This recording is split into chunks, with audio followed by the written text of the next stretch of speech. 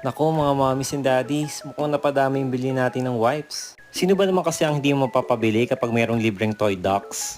O di ba, nakatipid ka na, may libre ka pang laruan. Isa talaga sa magandang reason kung bakit lagi kami bumibili ng wipes kahit may stock pa kami, ay dahil napakaganda ng quality ng Yobu Baby Wipes. At nakakatuwa kasi dito dahil kapag humugot ka ng isa, isa lang talaga yung makukuha mo, so walang masasayang na baby wipes. High quality talaga din pati yung tela nito. At napakataas talaga ng water content niya. Tingnan nyo, napakadami ng lumabas na tubig, isang wipes pa lang yan ha.